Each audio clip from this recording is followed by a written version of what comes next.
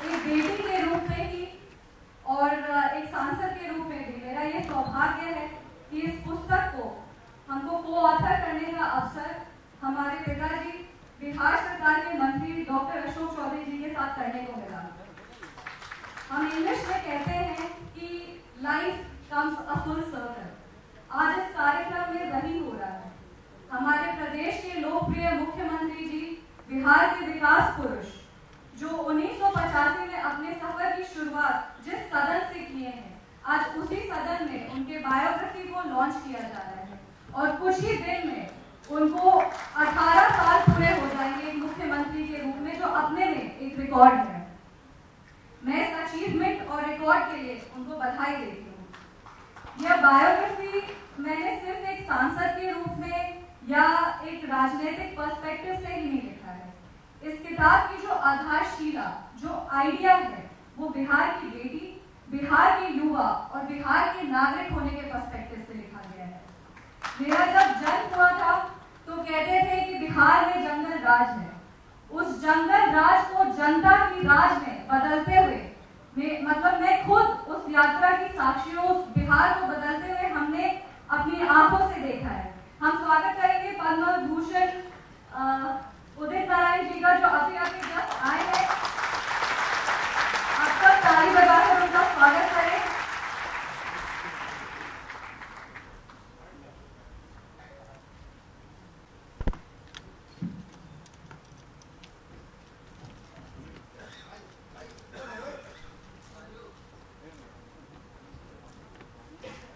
धन्यवाद। अभी पधारे हमारे पद्म भूषण उदित नारायण जी के जोरदार तालियों के साथ और अपने पूरी जी से आग्रह करूंगा अंगवस्त्रम उन्हें भेंट कर सबकी तरफ से जोरदार तालियों के साथ सबके मनपसंद अर्जुन रवीश गायक उदित नारायण जी संबोधित। तो हमारी बात यहाँ खत्म हुई थी कि हमारा जब जन्म हुआ था तो तब बिहार में जंगल राज था और जंगल राज को जनता की राज में बदलते हुए देखा है हमने। बिहार को अपनी आंखों से बदलते हुए हमने देखा है और इसका सबसे बड़ा उदाहरण था हमारे सांसद बनने के बाद बस कुछ ही दिन पूर्व जब नालंदा विश्वविद्यालय कैंपस का उद्घाटन हुआ था।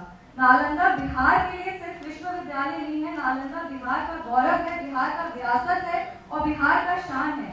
और आज हमारे यशस्वी प्रधानमंत्री श्री नरेंद्र मोदी जी और हमारे माननीय मुख्यमंत्री श्री नीतीश कुमार जी के नेतृत्व में ये हो पाया है कि बिहार का गौरव उसे वापस मिला है। राजनीति में आने के पहले मैं सोशियोलॉजी की स्टूडेंट थी और अक्सर ही समानता, सोशल जस्टिस, गांधीयन प्रिंसिपल्स, संवैधानिक मूल्यों के बारे में हमने पढ़ाई की थी।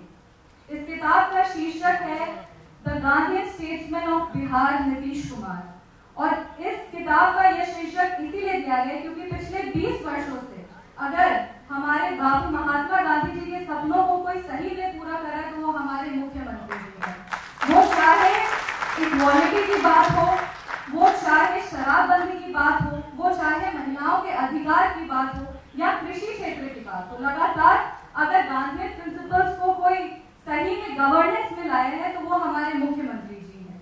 मुख्यमंत्री की विचारधारा अगर हम माने तो गांधी जी जैसी है, उनका व्यक्तित्व लोहिया जी जैसा और जयप्रकाश नारायण जी जैसा है और समाज के पिछड़े वर्ग को वो जैसे आगे लेके जा रहे हैं वो बिल्कुल भारत रत्न कर्पूरी ठाकुर जी जैसा है। मुख्यमंत्री जी के नाम में ही नीति है और उनकी नीतियों का ये परिणाम है कि बिहार का जीडीपी आज 10 लाख करोड़ होने का अनुमान है। ये कोई साधारण बात नहीं है। एक महिला हूँ और बिहार की बेटी हूँ, इसलिए जहां भी जाती हूँ जरूर जो नीतियां महिलाओं के अधिकार के लिए अपनाई गई हैं उसके बारे में बात करती हूँ। वो चाहे 2006 में 50% आरक्षण पंचायती राज इंस्टीट्यूशन में देने की बात हो, 2007 में 50% आरक्षण अर्बन लोकल बॉडीज में देने की बात हो, 2006 में प्राथमिक शिक्षक भर्ती में महिलाओं को 50% आरक्षण देने की बात हो या 2016 में सरकारी नौकरियों में महिलाओं को 35% आरक्षण देने की बात हो। जो नीतीश कुमार जी की सरकार उन्होंने लगातार महिलाओं के आवाज को बल दी है और जो बेटी की सरकारी नौकरी करने का सपना है उसको पूरा किया गया है। उनकी मुख्यमंत्री बालिका साइकिल योजना जो 2006 में 9वीं कक्षा में नामांकित हर लड़की को साइकिल खरीदने के लिए नकद राशि प्रदान की गई थी। ये यूनाइटेड नेशन जैसे संस्थानों में इसकी चर्चा हुई थी और आज भी कई अफ्रीकन देश ऐसे हैं जो महिलाओं के स्कूल ड्रॉप आउट रेशियो को कंट्रोल करने के लिए ये योजना अपना रहे हैं। ये अंतरराष्ट्रीय स्तर पर इस योजना की चर्चा है। ये बिहार के लिए बहुत बड़े गौरव की बात है। जीविका निधि के माध्यम से ग्रामीण महिलाओं को सशक्त किया गया है और तत्कालीन केंद्र सरकार आज भी ये योजना को अपनाई है आजीविका के नाम से। 7 निश्चय में बिजली, सड़क और पानी को प्राथमिकता दी गई है। वो चाहे हर घर नल का जल हो, वो चाहे शौचालय निर्माण, घर का सम्मान हो, वो चाहे हर घर बिजली हो। ये सारी जो योजनाएं, जो 7 निश्चय उनका ड्रीम प्रोजेक्ट है, उससे ग्रामीण वासी हो या शहर के वासी हो, उनके क्वालिटी ऑफ लाइफ को बेहतर किया गया है। हर बिहार वासी के लिए काम किया गया है। मुख्यमंत्री जी हम माने तो सिर्फ इंजीनियरिंग नहीं बल्कि सोशल इंजीनियर भी है, जिन्होंने सोशल इंजीनियरिंग के माध्यम से हर वर्ग के लिए काम किया और हर वर्ग को आगे लेके गए हैं। यह किताब मुख्यमंत्री जी की राजनीतिक जीवन को ही नहीं बल्कि व्यक्तिगत जीवन को भी दिखाता है, उस पर प्रकाश डालता है। इसमें उनके जीवन की यात्रा के बहुत सारे ऐसे इंसिडेंट्स का इस किताब में समावेश है, जो हमने इंटरव्यूज, न्यूज, बहुत सारे लोगों से बात करके उसको अपने बुक में इनकॉर्पोरेट किया है, अपने बुक में लाया है। जो भी बिहार और बिहार के विकास की बात करते हैं वो नीतीश कुमार के इस यात्रा के बारे में ये जो किताब है उसमें पढ़ सकते हैं। हम मानते हैं कि ये एक रेडी रेकनर है, एक वन स्टॉप सोल्यूशन है। और ये किताब सिर्फ किसी एक व्यक्ति के बारे में नहीं है, ये किताब बिहार के बारे में और पिछले 20 वर्ष में बिहार में कैसे एक विकासशील बिहार से विकसित बिहार की ओर हम जा रहे हैं, ये किताब उस यात्रा का प्रमाण है। This book also shows how Nitish Kumar ji has aced every aspect of his life, be it the student leadership under JP movement, be it his role as a railway minister in the union government, be it as the longest serving chief minister of our state, or as a reformer who transformed the face of Bihar. This book is a reminder that whenever, in whichever time we will talk of Bihar, the work of our chief minister will not go unnoticed. This book is a small attempt to summarize his journey, his achievements, and his commitment to the people of Bihar. Now that I am also a public representative, I would like to mention that I can only imagine how tirelessly he must have been working for the past 4 decades to bring this change. And I am assuming that, after 4 decades also he continues to work with the same zeal, the same enthusiasm. And as a young woman who aspires to play a crucial role in Bihar politics, I think he is an inspiration for all of us. I'm sure that this book will not just inspire the people of India, but will inspire people across the globe who want to know what Sushasan is, who want to know what effective governance is, and who want to know how one man's vision can transform millions of lives. In the end, I would only like to quote what our Chief Minister had once said. The meaning of a true leader is that he should work in the interests of the people always. And by the way, this quote is also mentioned in the book. Thank you one and all for being here. Thank you for encouraging me and my father. You all are our constant support. I would like to thank the entire staff of Bihar Vidhan Sabha for helping us conduct this event and all our media representatives. Thank you. करेगा यहाँ पर उपस्थित हम लोगों के सम्मानित लोकसभा के राम के रूप में, क्योंकि हमने इतनी बार रामायण हम लोगों ने देखा है, यहाँ पर उपस्थित अरुण गोविल जी, हम लोगों के यहाँ पर उपस्थित सम्मानित बिहार विधान परिषद के पूर्व सभापति बड़े भाई और लोकसभा के सम्मानित सदस्य देवेश चंद्र ठाकुर जी, उपस्थित हमारे साथी और लोकसभा के सम्मानित सदस्य विवेक ठाकुर जी, हमारे मंत्रिमंडल के साथी जमा खान साहब, सुमित सिंह जी और हमारे साथी जो भवन निर्माण मंत्री हैं, हमारे सभी लोग यहाँ पर उपस्थित हैं। और यहाँ पर हमारे विभिन्न यूनिवर्सिटी के वाइस चांसलर हैं, पाटलिपुत्रा के, आर्यभट्ट नॉलेज यूनिवर्सिटी के, पटना यूनिवर्सिटी के, और हम लोगों के गुरु और पटना विश्वविद्यालय के पूर्व वाइस चांसलर, और हम लोगों को बड़ा बचपन से ही जब हम लोग पटना विश्वविद्यालय में पढ़ते थे तब से उनका प्यार सानिध्य, और जब मैं शिक्षा मंत्री बना था तो उनके गाइडेंस में हमने शिक्षा विभाग को आगे बढ़ाने का काम किया था। आदरणीय रास बिहारी बाबू यहाँ पर उपस्थित हैं, हमारे गुरु रहे हैं, और अब निश्चित रूप से प्रसन्नता होती है जब गुरु सामने हो और किसी कार्यक्रम में आप उपस्थित हों तो आपका मन और जिसको चौड़ा हो जाता है। आज हम वैसे व्यक्ति के बारे में और उनके बारे में हमने किताब लिखने का निर्णय किया। जब हम 2000, वैसे तो मैं 2000 से विधानसभा का सदस्य रहा, लेकिन 2013 में मुझे बिहार प्रदेश कांग्रेस का अध्यक्ष बनाया गया, और एक भूमि अधिग्रहण बिल भारतीय जनता पार्टी ने लाई थी कि भूमि अधिग्रहण बिल 14 के बाद जब भारतीय जनता पार्टी की सरकार बनी तो भूमि अधिग्रहण बिल को वापस लेने का निर्णय किया, और राज्यव्यापी देशव्यापी उस पर प्रोटेस्ट हुआ था।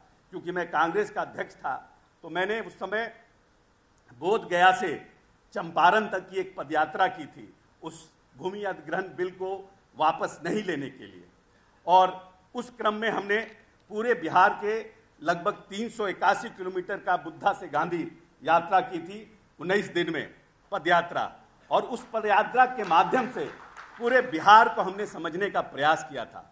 मैं जिस जिस जगहों पे रुकता था और जिस जिस जगहों पे जाता था, लोग कहते थे कि इस बार तो हम लोगों ने 14 में नीतीश कुमार को वोट नहीं किया है, लेकिन 15 में नीतीश बाबू को दोबारा मुख्यमंत्री बनाने का काम करेंगे। तो हम पूछते थे, क्योंकि हम कांग्रेस के अध्यक्ष थे, हम पूछते थे लोगों से कि ऐसा क्या है नीतीश बाबू में कि आप फिर से नीतीश बाबू को बनाना चाहते थे, क्योंकि हम तो विरोधी दल में थे और कांग्रेस के अध्यक्ष के रूप में घूम रहे थे। वो बोले कि उस आदमी ने बहुत काम किया है, और बहुत नजदीक से उन 18 दिनों में नीतीश जी को हमें जानने का मौका मिला, और संजोग ऐसा हुआ कि 14 के बाद 15 में हम महागठबंधन की इस प्रदेश में सरकार बनाए, और कांग्रेस के अध्यक्ष की हैसियत से तीनों दल की यहाँ पर सरकार बनी, और भारतीय जनता पार्टी को हम लोग हराने में सफल हो पाए थे। परंतु जब नीतीश जी के साथ हमें काम करने का मौका मिला तो नीतीश जी को बहुत नज़दीक से हमने देखने का काम किया। हम जब 14 में अध्यक्ष थे, हम नीतीश जी के पास गए थे, तो एक यहाँ पर बिहटा के पास भूमि अधिग्रहण हुआ था, और उसमें बहुत से किसान ऐसे थे जिनको मुआवजा नहीं मिला था। उनका एक डेलीगेशन आया था माननीय नेता से मिलने के लिए, तो भीड़ कमरे में ज़्यादा हो रही थी, तो माननीय नेता के कमरे में वुडन फ्लोरिंग है, और उनका चपरासी जब भीड़ ज़्यादा हो गया तो एक गमला था जिसके ऊपर एक प्लास्टिक का वो रखा था, और उसने खींच करके इसको साइड कर दिया। मुख्यमंत्री जी सबसे मिले, बात किए, जब चले गए, और उस समय विधानसभा का दौर था, ये 15 के विधानसभा के पहली की बात कर रहे हैं। जब सब लोग चले गए तो उन्होंने उस चपरासी को बुलाया और कहा कि अगर ऐसे खींचोगे तो फ्लोर पर दाग लग जाएगा, उठा के रखा करो, जब भी उसको उठा के रखा करो। कोई व्यक्ति प्रदेश का मुख्यमंत्री हो जो इतनी छोटी छोटी संवेदना के लिए भी कि सरकार का फ्लोर खराब ना हो जाए उसके प्रति भी इतना संवेदनशील है, वो व्यक्ति बिहार के प्रति कितना संवेदनशील होगा। हम यहाँ पर हमारे मित्र और डॉक्टर अजीत प्रधान बैठे हैं। डॉक्टर अजीत प्रधान हम लोगों के सिर्फ मित्र नहीं हैं, कार्डियक सर्जन हैं, और लंबे समय से कला के क्षेत्र में बहुत काम कर रहे हैं। तो इन्होंने नीतीश जी के लिए कुछ बातें लिखी थी, हमने कुछ बातें उनसे चुरा ली है, और उनसे आग्रह करके हमने चुरा ली है, और कुछ बातों को हम अपनी तरफ से बोल रहे हैं। हमने लिखा है कि नीतीश कुमार मीरे कारवां हैं। मीरे कारवां क्यों हैं? कि नीतीश जी की रहनुमा में उस नस्ल से ताल्लुक रखते हैं जिनमें सादगी, शराफत, इंसानियत, तहजीबी नफासत के बेहतरीन नमूने देखने को मिलते हैं। सादा लिबास, धीमी रफ्तार, नर्म लबो लबाज, लबों पर हल्की सी मुस्कुराहट और दिलनसी अंदाज में अपने बातों को रखने का सलीका, चाहे वो सड़क पर हो या सदन में, ये दिल को छू देने वाला अंदाज माननीय नेता का हमेशा बरकरार रहता है। उनकी सियासत हमेशा जमीनी स्तर पर समाजी सरोकार से जुड़ी रहती है। आज तक नीतीश कुमार ने जो भी पॉलिसी बनाया इन 18 वर्ष के अपने कार्यकाल में, उन्होंने सबसे पहले उन योजनाओं का फायदा कैसे सबसे निचले स्तर पर लोगों को मिले, इसकी सोच के साथ उस योजनाओं का निर्माण किया। He has worked relentlessly for upliftment of downtrodden and made tremendous development in public welfare sector, providing excellent roads and flyovers, providing 24 hours electricity and drinking water even to remote areas, tremendous improvement in the agriculture sector, law and order and women empowerment, to name a few. He has addressed many social issues in spite of many obstacles, hurdles and criticism, had as always handled these difficult situations with sang-froid and aplomb which only comes to a person who is committed, who is honest and who is convinced that what he is doing is good for all and good for the society. Shri Nitish Kumar को अक्सर बिहार के गांधी के रूप में देखा जाता है और यह उपाधि उनके बिहार के मुख्यमंत्री पद के कार्यकाल में किए गए सुधार, सामाजिक न्याय की दिशा में उठाए गए कदम के कारण उचित है। जैसे गांधी जी ने स्वतंत्रता संग्राम के दौरान सामाजिक और राजनीतिक बदलाव के लिए अपनी पूरी शक्ति लगाई, नीतीश कुमार ने भी बिहार की जड़ों से समस्याओं का समाधान करने और राज्य के विकास की दिशा में स्थायी बदलाव लाने का प्रयास किया है। उनका दृष्टिकोण और नीतिगत निर्णय बिहार की जनता की भलाई और सामाजिक समरसता के प्रति एक सच्ची प्रतिबद्धता का प्रतीक है। नीतीश कुमार और महात्मा गांधी की जीवन में कई समानताएं देखने को मिलती है, जो उनके नेतृत्व और समाज सुधार की दिशा में उठाए गए कदम को दर्शाती है। गांधी जी ने हमेशा सादगी और सत्याग्रह के सिद्धांत पर जोर दिया और नीतीश कुमार ने अपने जीवन और कार्यों में इसी प्रकार की प्रतिबद्धता दिखाने का काम किया है। जैसे गांधी जी ने स्वतंत्रता संग्राम के दौरान सामाजिक और राजनीतिक सुधार की दिशा में कार्य किया, नीतीश कुमार ने भी बिहार के विकास और सुधार के लिए कई महत्वपूर्ण कदम उठाए हैं। हम माननीय नेता के लिए कहना चाहते हैं कि माहौलियत, नेचर और कुदरती मनाजीर के तरफ भी नीतीश जी ने बहुत तवज्जो दी है और उनकी ये दिलचस्पी इस बात को जाहिर करती है कि वो बिहार को खूबसूरत देखना चाहते हैं। राजगीर में उनके मुसलसल कोशिशें से कितने टूरिस्ट सेंटर, मरकज को फरोग मिली, तरक्की मिली, ये सब हम जानते हैं। Rajgir international convention centre, the lush Jayaprakash Udyan and nature safari are a living testimony of Nitish Ji's commitment and vision, which has put Rajgir on the tourist map of the country. Bihar Museum, set up in 2015 under the leadership of Sri Nitish Kumar as one of his pet projects, is considered among the finest museum in the whole world, and he has got a lot of award, international award for that museum. Nitish Kumar के इस कारनामों को देखने के लिए हमें उन्हें लफ्ज़ों में अंदोज लिए दिल की आंखों को खोलने की ज़रूरत है।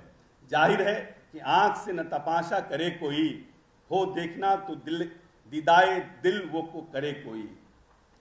लेकिन ऐसा भी नहीं कि नीतीश जी ने सिर्फ बाहर की दुनिया को खूबसूरत बनाया है, उन्होंने अंदरूनी खूबसूरती पर भी वैसे ही तवज्जो दी है।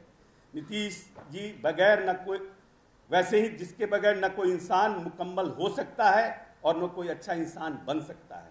नीतीश जी ने इस अंदरूनी खूबसूरती से उन सबको एक निगाह से देखना सिखाया है। मंदिर, मस्जिद, गुरुद्वारा, खानका, ईदगाह, सब की हुस्नकारी पर उन्होंने भरपूर तवज्जो दी है। रहबर भी ये, हमदम भी ये, गम ख्वारे हमारे, उस्ताद ये कौमों के हैं, मार हमारे। हम सबको साथ लेकर चलने की नीतीश जी की इसी रवाइश और इसी तौर तरीके के वजह से हर तबका के लोगों की मोहब्बत और हिमायत इन्हें हासिल रही है। सिर्फ जिंदा रहने को जिंदगी नहीं कहते, सिर्फ जिंदा रहने को जिंदगी नहीं कहते, कुछ तो गमे मोहब्बत हो, कुछ तो गमे जहां यारों। और इसी गमे जहां ने हमारे मुख्यमंत्री को लोगों के दरमियान मकबूल और हर दिल अजीज बनाया है। नीतीश जी में का मेयार हमेशा बुलंद रहा है। वो हमेशा इसी कोशिश में रहते हैं कि कैसे माहौल को, हालात को बेहतर से बेहतर बनाया जाए।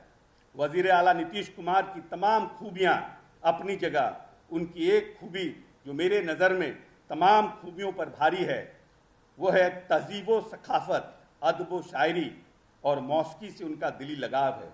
उनकी जज्बाती बबास्तगी है। Richard forest once said that Cities develop around art and culture, not the other way around. Art and culture represent one of the few areas in our society where people can come together and share an experience, even they see the world in the radical different way. And Nitish ji just not only believed firmly in this, he lived every word of it. There was a time when Bihar was considered at the Mecca of music, art and culture. Every year during Durga Puja, there would be 10 days of music festival at various places in Patna. The whole city would be filled with music. Those days, even a rickshaw puller was aware of Hindustani classic music and would park his rickshaw and listen to it. हुजूम आयास है और मंजिलो अंधेरा है, वो रात है कि सितारे नजर नहीं आते। और तब मुझे गौतम बुद्ध का वो कॉल याद आया कि जब अंधेरा गहरा हो जाए तो एक समा जला दो, तारीकी से लड़ने के लिए एक छोटी सी समा ही काफ़ी होती है। शहर के अंधेरे में एक चिराग काफ़ी है, 100 चिराग जलते हैं और एक चिराग जलने से। अगर मैं ये कहूँ तो गलत नहीं होगा कि नीतीश जी के दौरे हुकूमत में ही बिहार में अदब फ़न, मौसीकी और शेर व शायरी की नई जिंदगी मिली। 2006-7 ही में मैंने खुशगवार तब्दीली यहाँ महसूस की। यहाँ संगीत और साहित्य से जुड़े अनेक कार्यक्रम होना शुरू हुए। 2010 में बहुत बड़े पैमाने पर बिहार सरकार ने बिहार दिवस का आयोजन किया, जिसमें देश के बड़े बड़े और नामवर कलाकार और साहित्यकार का यहाँ आना हुआ। बिहार के वासिंदे हर साल मार्च का इंतजार करने लगे। बिहार दिवस का जब पूरा शहर दुल्हन की तरह सजा रहता है, इसी ऑडिटोरियम में संगीत तो कहीं कविता, कहीं शेर व शायरी तो कहीं साहित्य पर चर्चा होती रहती है। इसी दौरान नीतीश जी इस बात का एहसास हुआ कि बिहार में अच्छे ऑडिटोरियम की कमी है और 3 अच्छे ऑडिटोरियम खोलने का निर्णय लिया गया। सम्राट अशोक इंटरनेशनल कन्वेंशन सेंटर, बापू सभागार और ज्ञान भवन 2017 तक बनकर तैयार हो गए। हम माननीय नेता के प्रति और इस किताब के माध्यम से हमने इस प्रदेश की जनता को, क्योंकि जब आप राजनीति में रहते हैं तो हर कोई अपने तरीके से अपनी बातों को रखने का काम करता है। जो हमारे पक्ष में है वो अपनी तरीके से बातों को रखता है, जो विपक्ष में है वो अपनी तरीके से अपनी बातों को रखता है। लेकिन शायद जो ये किताब हमने अपनी बेटी के साथ लिखने का काम किया है, तो इस किताब में जब नौजवान साथी जो 18 साल जिनकी आज उम्र है, शायद जो 5 साल के रहे होंगे, उनको नहीं पता था कि किन हालातों में नीतीश कुमार को बिहार मिला था। जब बिहार मात्र 22,000 करोड़ का बिहार था और आज हमारे डिप्टी चीफ मिनिस्टर यहाँ बैठे हैं और आज बिहार 2,80,000 करोड़ का बिहार माननीय नेता नीतीश कुमार ने अपनी पारदर्शिता, अपनी जिनको कहते हैं फाइनेंशियल एबिलिटी के साथ अपनी दूरदर्शिता से उसको बनाने का काम किया है। और यही कारण है कि आज बिहार का जीडीपी, न सिर्फ जीडीपी हमारा बढ़ा है, हम 12 पर कैपिटा इनकम बढ़ा है और सबसे देश में तेज गति से आगे बढ़ने वाला प्रदेश यह बिहार बनने का काम हुआ है। लेकिन हमारे साथ समस्याएं भी है कि हमारी जनसंख्या पूरी दुनिया में पर स्क्वायर किलोमीटर में सबसे ज़्यादा है। सबसे ज़्यादा होने के कारण हम जब आगे बढ़ने का काम करते हैं, जनसंख्या हमको और पकड़ने का काम करती है। तो इस पर भी पूरे सिविल सोसाइटी में, पॉलिटिकल जो हमारे एरिना है और जो राजनीतिक के लोग हैं, इस पर भी चर्चा होनी चाहिए कि हम आखिर आने वाले समय में अपनी जनसंख्या को, अगर हमें बिहार को और आगे ले जाना है तो कहीं ना कहीं हमें जनसंख्या पर भी चर्चा करने की आवश्यकता है और खुले मन से, खुले दिल से इस पर चर्चा होनी चाहिए। तभी आने वाला बिहार हमारा और सशक्त और मजबूत हो पाएगा। उर्दू और शेरो गजल के हौसला अफजाई के लिए जश्न उर्दू के प्रोग्राम में नीतीश कुमार जी ने खुद भी शिरकत की। उर्दू शायरी से नीतीश जी की मोहब्बत और दिलचस्पी को कोई ढकी छुपी बात नहीं है। उनकी इसी मोहब्बत ने काली मजीद साहब से उन्हें करीबतर कर दिया था। वो उनकी शायरी को बहुत पसंद करते थे और पटना लिटरेचर फेस्टिवल में कलीम अजीज से खास तौर पर फरमाइश करके उनका मशहूर शेर सुनने का काम किया था। दाबन पे कोई छीटे न खंजर पे कोई दाग, तुम कत्ल करो हो कि करामात करो हो। इस शेर का ताल्लुक 1975 में भारत की प्रधानमंत्री श्रीमती इंदिरा गांधी द्वारा लाए गए इमरजेंसी से है, जिस दौरान देश के बहुत अपोजिशन लीडर और प्रेस को पर बैन लगा दिया गया था। नीतीश जी भी उन लीडरों में से थे जो इस इमरजेंसी के विरोध में खड़े हुए थे। ये शेर कलीम अजीज साहब ने 15 अगस्त को लाल किला के डायस से 1975 में आपातकाल के उस नाजुक दौर में एक मुशायरे में मौजूद भारत के प्रधानमंत्री श्रीमती इंदिरा गांधी की जानिब इशारा करते हुए पढ़ा था। उस शेर पर उन्हें बहुत दाद मिला, पर मुशायरा कराने वाले के खून सूख गए थे। जाहिर है नीतीश जी न तो वो समय और न शेर भूल पाए हैं। ये सारी बातें वजीर आला नीतीश कुमार जी के इस नजरिए और यकीन को जाहिर करती है कि उर्दू और हिंदू दोनों जुबा तकरक्की से ही बिहार के कंपोजिट कल्चर की खूबसूरती मुकम्मल हो सकती है और बिहार में शेर व अदब का शानदार वापसी आ सकता है। इसमें कोई शक नहीं कि नीतीश जी की सोच, उनके काम करने का जज्बे जुनून और उनका आर्ट और कल्चर पर वो खास तवज्जो बिहार को वो शानदार माजी जरूर वापस कराएगा। समाज में विकास और सुधार की निरंतर नागरिकों की मानसिकता एवं स्थायी सकारात्मक बदलाव लाया है। लोग अब नीतीश कुमार की नीतियों और उनके नेतृत्व को बिहार के विकास और सुधार की दिशा में एक महत्वपूर्ण योगदान मानते हैं। उनके शासनकाल के विभिन्न चरणों में जनता ने देखा है कि किस प्रकार उनकी समस्याओं का समाधान किया गया है और एक सुरक्षित प्रगतिशील समाज की दिशा में काम किया गया है। नीतीश जी के लिए अपनी एक नेक तमन्ना जाहिर करते हुए हाफिज बनारसी की उस शेर से अपनी बात को खत्म करना चाहूँगा। चले चलिए कि चलना ही दलीले कामरानी है, चले चलिए कि चलना ही दलीले कामरानी है, जो थक कर बैठ जाते हैं वो मंजिल पा नहीं सकते। हम अपने नेता को ये किताब, उनके जो 18 साल का उनका मुख्यमंत्रित्व का काल रहा है और देश के विभिन्न पदों पर मंत्रित्व के रूप में एग्रीकल्चर, रेल और सरफेस ट्रांसपोर्ट मिनिस्टर के रूप में जो बिहार को उन्होंने मंत्री के रूप में तरक्की देने के लिए जो काम किए और 18 साल के काम में न आज तक कभी नीतीश कुमार पैदा हुआ है, न भविष्य में कभी कोई नीतीश कुमार दोबारा पैदा लेगा। ये हमारी सोच है और मैं समझता हूँ कि जिस तरह से महात्मा गांधी इस देश में दूसरा पैदा नहीं हो सकता है, वैसे ही इस देश में दूसरा नीतीश कुमार पैदा नहीं हो सकता है, जिसके पास न सिर्फ सभी धर्मों को साथ लेने के लिए सोच है, सभी जात, चाहे वो हिंदू हो, मुसलमान हो, सिखों के लिए जब कार्यक्रम हुआ, गुरु गोविंद सिंह का जब कार्यक्रम हुआ तो पंजाब के मुख्यमंत्री ने आकर कहा माननीय नेता को और मंच से प्रेस को कहा कि शायद पंजाब में ऐसा कार्यक्रम होता तो मैं भी इस तरह से ऐसी तैयारी हम पंजाब में भी गुरु गोविंद सिंह के लिए नहीं कर सकते थे। चाहे वो जैन धर्म का हो, चाहे ईसाई धर्म का हो, माननीय नेता ने सबके सम्मान के लिए काम किया है और सबको आगे बढ़ाने के लिए काम किया है। इसीलिए आइए अपने नेता के प्रति फख्र महसूस करें और 21वीं सदी के सब का जो सपना माननीय नेता नीतीश कुमार ने देखा है, उस सपने को मिलकर हम लोग आने वाले समय में पूरा करने का काम करें। बहुत बहुत धन्यवाद। जय बिहार, जय नीतीश कुमार। हम सबकी उत्सुकता बढ़ा दी है। आपके वक्तव्य के बाद हम सब इस पुस्तक को पढ़ने को बहुत उत्सुक हैं और जैसा कि मैं देख रहा हूं इस किताब में वैसे 17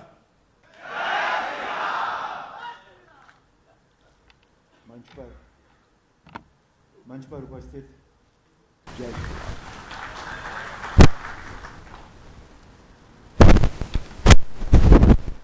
बिहार के गांधी नीतीश कुमार। जब किसी को गांधी जी के समकक्ष एक उपाधि दी गई तो ये कोई आसान बात नहीं है, मेरे लिए नहीं है। और जब मुझे इस कार्यक्रम के बारे में बताया गया, इस पुस्तक के बारे में बताया गया कि ये पिता और पुत्री ने मिलकर लिखी है ये पुस्तक, तो मुझे पहली बात तो जो मेरे मन में आई थी वो ये थी कि इन दोनों का कितना कन्विक्शन रहा होगा नीतीश कुमार जी के प्रति। और वो कन्विक्शन पर्सनल नहीं हो सकता, सिर्फ पर्सनल नहीं हो सकता, वो कन्विक्शन सामाजिक होगा। वो कन्विक्शन उन्होंने सभी को देखा होगा नीतीश कुमार के प्रति जी, तब उनका ये कन्विक्शन बना होगा कि यस पुस्तक लिखी जाए और उसका टाइटल ये होना चाहिए। मैं आप दोनों को साधुवाद देता हूं।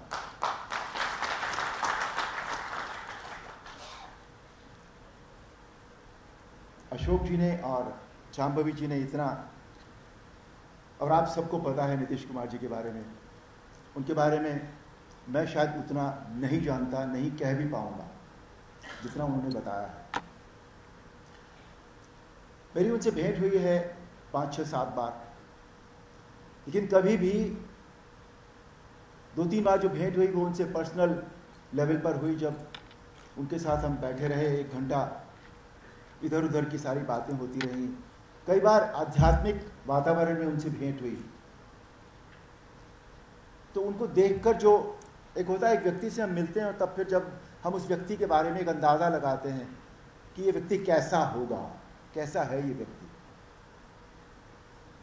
तो उनको मिलने से, उनकी बातों से यही लगा कि देखने से लगता है कि वो कितना सादा व्यक्ति है, साधारण से व्यक्तित्व का दिखने में, लेकिन जो साधारण दिखते हैं वो असाधारण होते हैं। और यही बात नीतीश कुमार जी के लिए सिद्ध होती है। जब उनसे आध्यात्मिक वार्ता हुई तो पता लगा कि इनसे आध्यात्मिक वार्तालाप कितने भी घंटे तक किया जा सकता है, क्योंकि वो किसी और आयाम में निकल गए थे आध्यात्मिक बातें करते करते। उनके राजनीतिक करियर के बारे में, क्योंकि मैं एक दूसरे प्रदेश में रहता हूं, तो मुझे उतना ज़्यादा नहीं मालूमात उनके बारे में, उनका राजनीतिक करियर। हालांकि बिहार में पहली बार आया था 1979 में।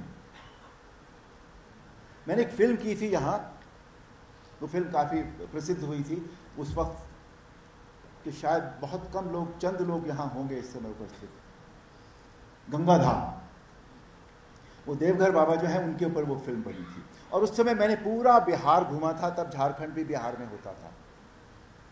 बिहार को मैंने अच्छी तरह से तब से जानना शुरू किया था, और मेरे जो कुछ मित्र बने उस वक्त, वो आज भी मेरे मित्र हैं जो बिहार के हैं। बिहार में जब हम आते हैं तो पहली बात तो ऐसा नहीं लगता कि हम कहीं बाहर आ गए हैं अपने राज्य से, क्योंकि यहाँ के लोग, उनमें प्यार बहुत है, वो जीवंत हैं। और एक बात जो मुझे उस वक्त भी समझ में आई थी, जो मैं आज भी जिक्र कर रहा था, कि बिहार में हर पान की दुकान पर एक बार सरकार रोजाना गिरती है और एक बार बन जाती है।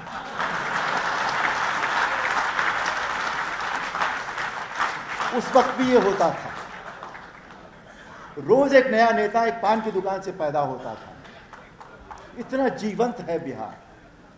तो ये केवल राजनीति के क्षेत्र में ही नहीं हो सकता, ये सभी क्षेत्रों में ऐसा ही होगा, क्योंकि उनकी सोच ऐसी है, उनकी संवेदनशीलता उनमें इतनी है, कितना सोचते हैं वो देश के बारे में, राज्य के बारे में। सरकार बना भी देती है और गिरा भी देती है, और फिर पान खाते हैं और निकल जाते हैं। पर ऐसा नहीं है कि वो पान खाकर निकल जाते हैं, वो बातें उनके साथ जाती हैं। इसीलिए देखिए बिहार ने कितने महापुरुषों को जन्म दिया है। नीतीश कुमार जी उसमें से एक।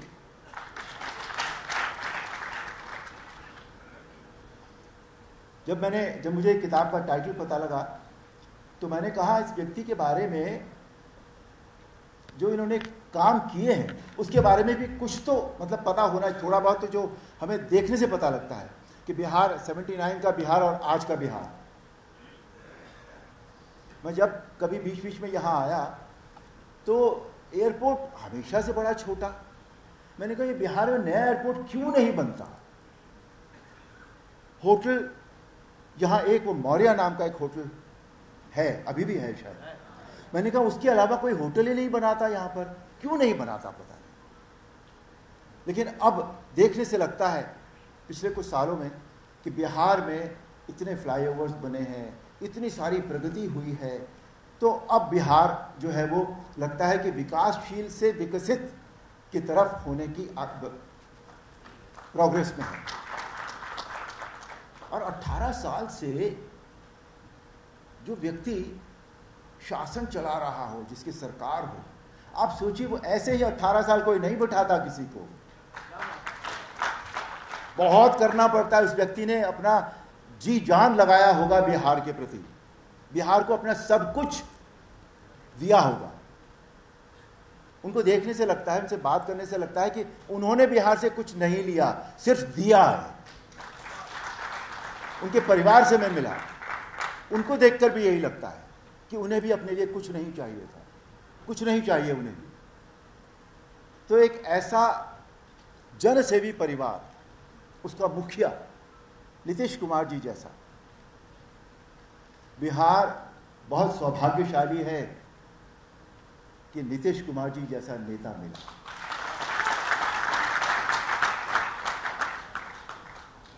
तो मैं ये कह रहा था कि मुझे जब ये पता लगा कि ये किताब का टाइटल ये है, तो मैंने कहा कुछ मुझे थोड़ा बहुत उनके बारे में, उनके कामों के बारे में ज़रूर जानना चाहिए। मैं नेट पर चला गया, आजकल तो कुछ भी करें आप गूगल कर सकते हैं, विकिपीडिया में जा सकते हैं, तो मैं भी नेट पर चला गया। तो मुझे कुछ चीज़ें वहाँ से मिली, हालांकि उनको बताने की ज़रूरत नहीं, आप सब जानते हैं, अशोक जी ने बता दिया है, शांभवी जी ने बता दिया है, और किताब में सब कुछ मिलेगा। फिर भी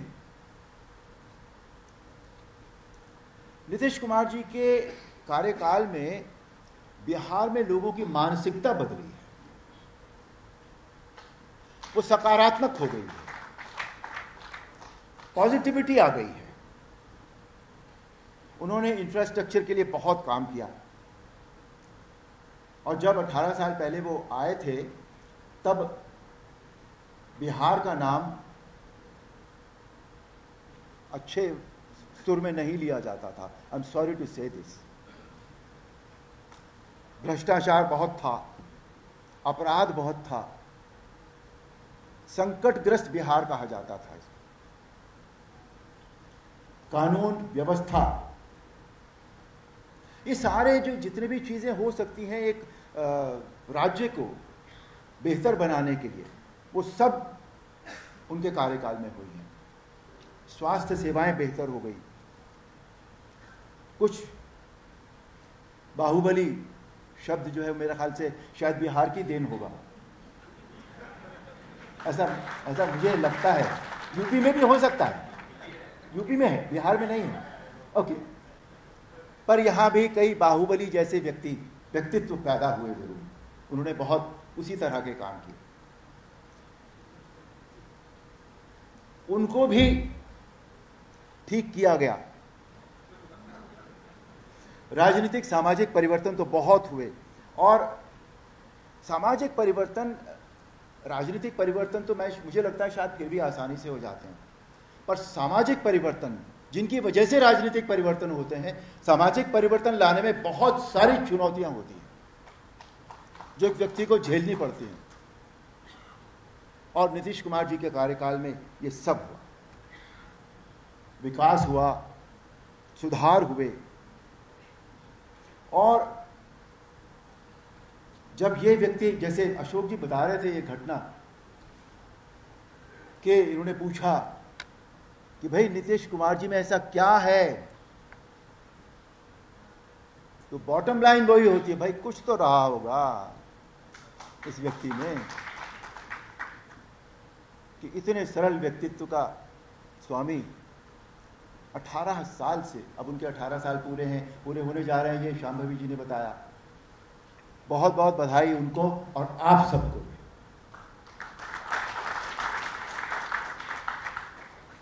उनके बारे में राजनीतिक तौर पर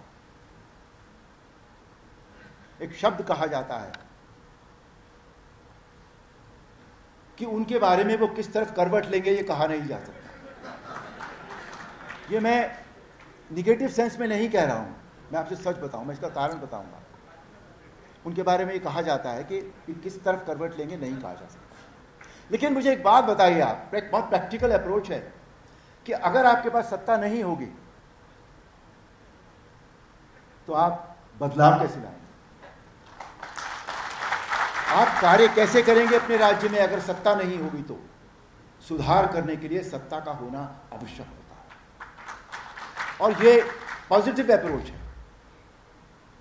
बिकॉज वो व्यक्ति जो अपने लिए काम करता है, अपने परिवार के लिए काम करता है, वो इधर उधर सत्ता बदलता रहे तो समझ में आती है बात, लेकिन वो व्यक्ति जो सिर्फ जन सेवा कर रहा है, जन कल्याण कर रहा है, अगर वो बदल जाता है तो वो बदलना नहीं है उसका, वो समाज की सेवा के लिए एक निरंतर उठाया हुआ कदम है।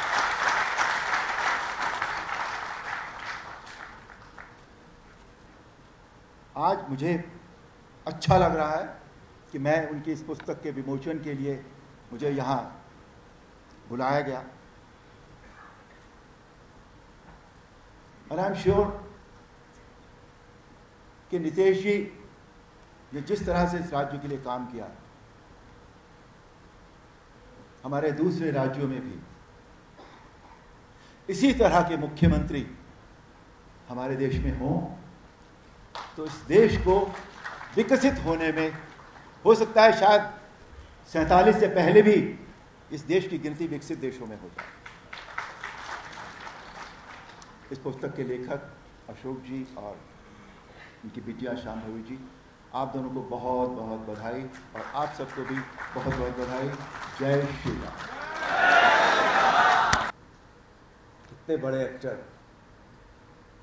और राम बन के पूरे दुनिया में छा गए। अरुण गोविल जी, यहाँ उपस्थित आप सभी लोगों को, आदरणीय को मैं प्रणाम करता हूँ। आप सबके हम प्रणाम करत हैं और गोड़ लागत हैं।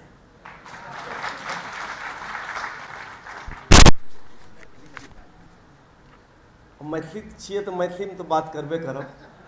जी जी, ओना झा छिए हमहूँ, लेकिन हम उदित नारायणे लिखे छिए, तो अहाँ सबके मालूमे है।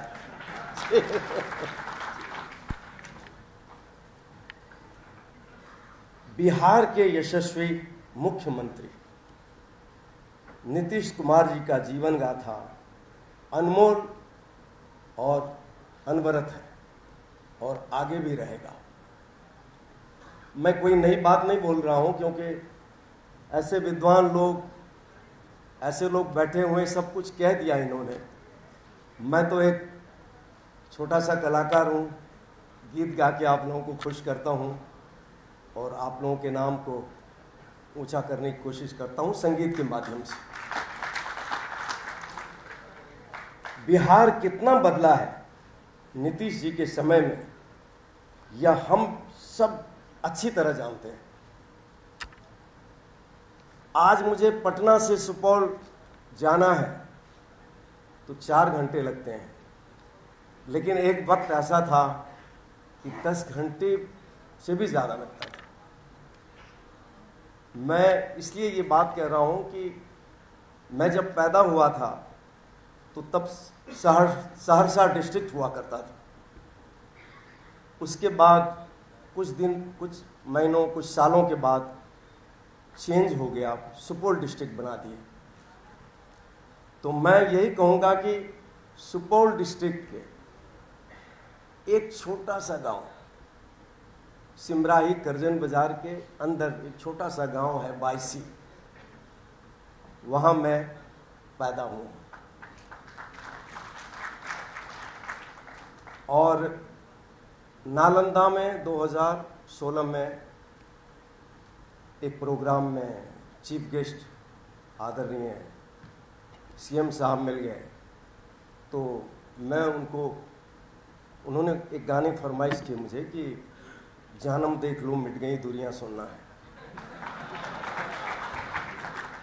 तो मैंने उनसे कहा कि मैं एक शर्त पे आज गाऊंगा।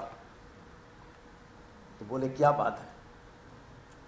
तो मैंने कहा उनसे कि मैं जिस गांव में पैदा हुआ हूं, सारे गांव में बिजली लगे हुए हैं, और जिस गांव में आपका कलाकार पैदा हुआ है, आप लोगों ने पद्म भूषण दिया है, वो गांव अंधेरा है। आप विश्वास नहीं करेंगे, उन्होंने सुना और 4 दिन में वहां बिजली लगी। हमारे गांव वाले सोच में पड़ गए ये क्या हुआ। तो मैंने गांव वालों को कहा कि आदरणीय सीएम साहब ने ये काम किया है मेरे रिक्वेस्ट पे। तो गांव वाले नारा लगा रहे थे। तो उसके बाद नारा जो लगा तो बोले कलाकार जिंदाबाद बोले हमारे लिए कलाकार बिजली लगा दिया तो यार तुम्हारा भी नाम लेना जरूरी है। तो अच्छा लगा।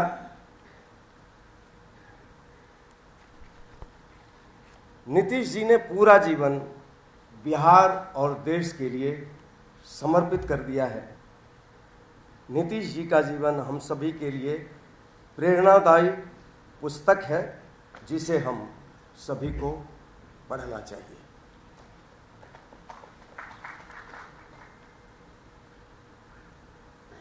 सम्माननीय सीएम नीतीश कुमार जी जैसे सीएम इस स्टेट में है, हमारे साथ है, हम सब लोग गर्व फील करते हैं।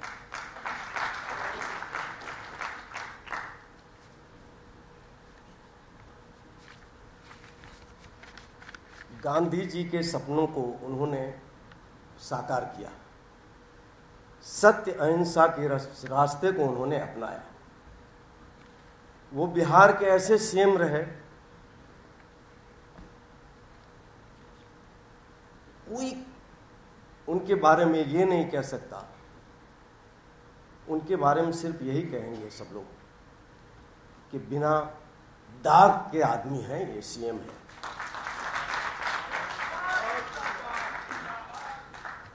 आज मैं महाराष्ट्र में 45 साल से हूँ।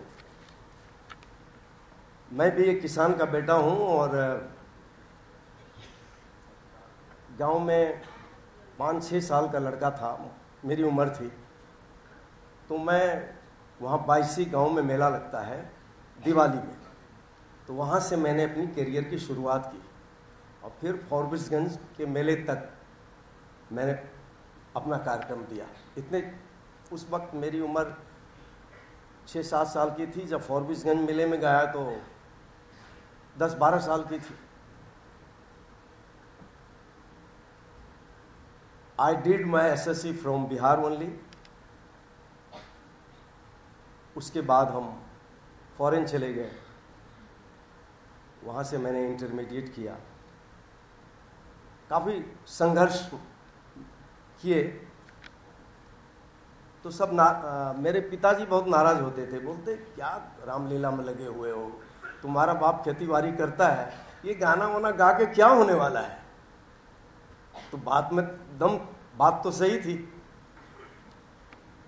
अब देखिए होता वही है जो मंजूर खुदा होता है जी, वो कहावत है। मैंने संघर्ष किया बचपन से लेके और लगे रहे। बिहार से फिर नेपाल गए। नेपाल रेडियो स्टेशन में 100 रुपये की नौकरी किया मैंने। अब वहाँ 100 रुपये से क्या होने वाला है। तो रात को 5 स्टार होटल में रह के मैंने गाना गा के मैंने कॉलेज इंटरमीडिएट वहाँ से किया जी। 6-7 साल काम करने के बाद फिर मैं मुंबई आया और 10 साल वहाँ कंटिन्यू मैंने स्ट्रगल किया। 10 साल में मुझे कुछ न कुछ छोटा मोटा काम तो मिलता रहा, लेकिन जो मेरा सपना था कि कुछ बन जाऊं एज ए सिंगर, वो बात बनी नहीं। फिर 88 में एक फिल्म आई क़यामत से क़यामत तक, और उसके गाने के बोल थे, पापा कहते हैं बड़ा नाम करेगा, बेटा हमारा ऐसा काम करेगा। तो वहाँ से लेकर और आज तक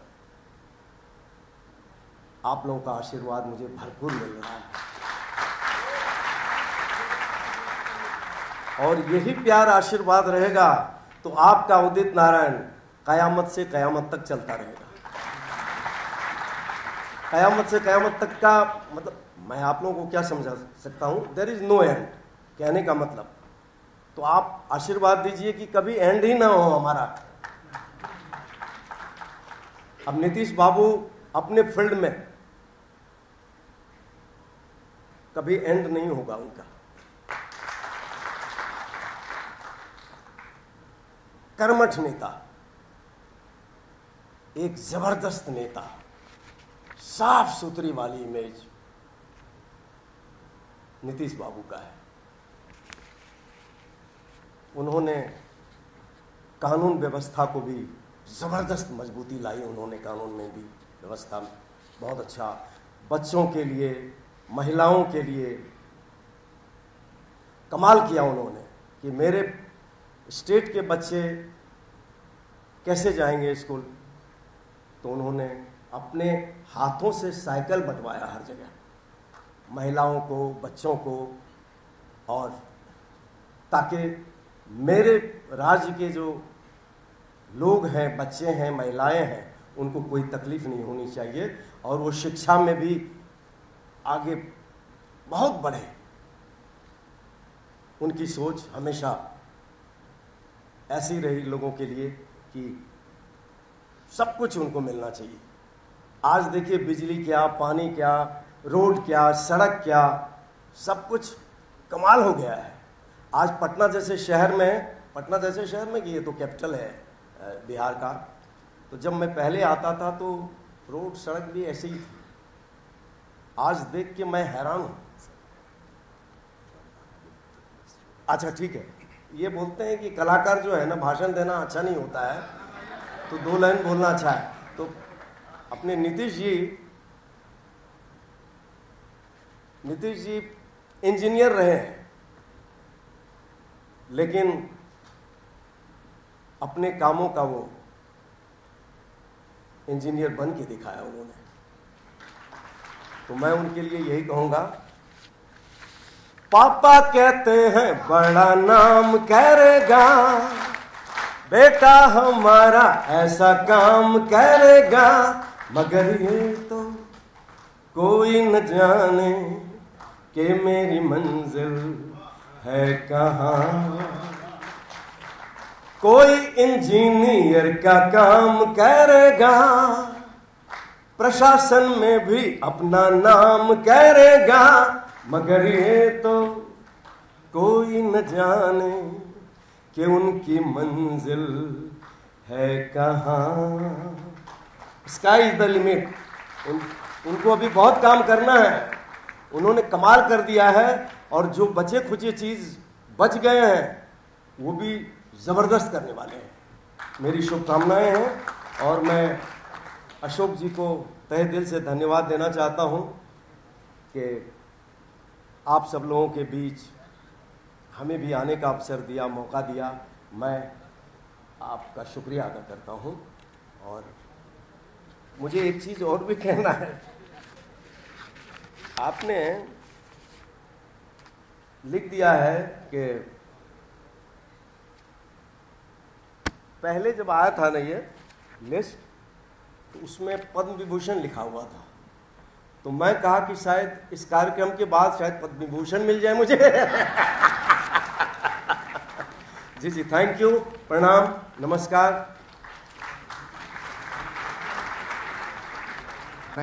जैसा कि हम सब देख रहे हैं, the Gandhian statements of Bihar Nitish Kumar, और बिहार के गांधी नीतीश कुमार, जिसके लेखक द्वय अशोक चौधरी और शांभवी चौधरी हैं।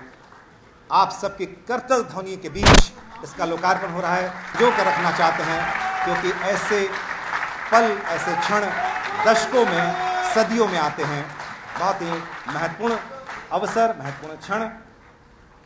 एक साथ 2 पुस्तकों का लोकार्पण, बिहार के गांधी नीतीश कुमार। वैसे इस पुस्तक की कीमत 350 रुपये है, लेकिन आज जो इस पुस्तक को खरीदना चाहते हैं, सभागार के बाहर बिहार के यशस्वी मुख्यमंत्री आदरणीय नीतीश कुमार जी की जीवन गाथा पर बिहार के गांधी नीतीश कुमार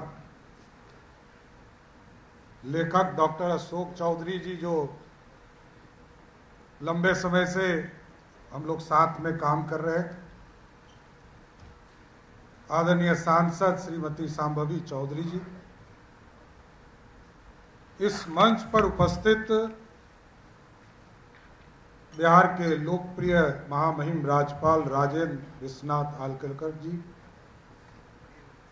हम लोगों के नेता और बिहार विधानसभा के अध्यक्ष आदरणीय नंदकिशोर यादव जी, और जिनको हम लोग एक जमाने में टीवी पर देखने के लिए ललायित रहते थे और पूरा हिंदुस्तान में कर्फ्यू लग जाता था, वैसे माननीय सांसद और भगवान राम रूपी आदरणीय अरुण गोविल जी, क्योंकि हमारे यहाँ तो जब नीतीश भारद्वाज जी चुनाव लड़ने आए और बाद में उपचुनाव हो गया इस बिहार में, तो नीतीश भारद्वाज जी को जब हम लोग लेके जाते थे तो महिलाएं आरती दिखाने का काम करती थी। उसी तरह आज यदि अरुण गोविल जी को भी हम लोग बिहार के किसी गांव में ले जाएंगे तो लोग समझेंगे कि साक्षात भगवान राम ही हमारे घर पे पधारे हैं। और हमारे माटी के लाल, मिथिला के प्रतीक और देश में जिन्होंने अपनी आवाज से बिहार का गौरव आगे बढ़ाने का काम किया है, आदरणीय उदित नारायण जी, मैं आपका भी स्वागत करता हूं। और इस मंच पर हमारे साथी और मगध यूनिवर्सिटी के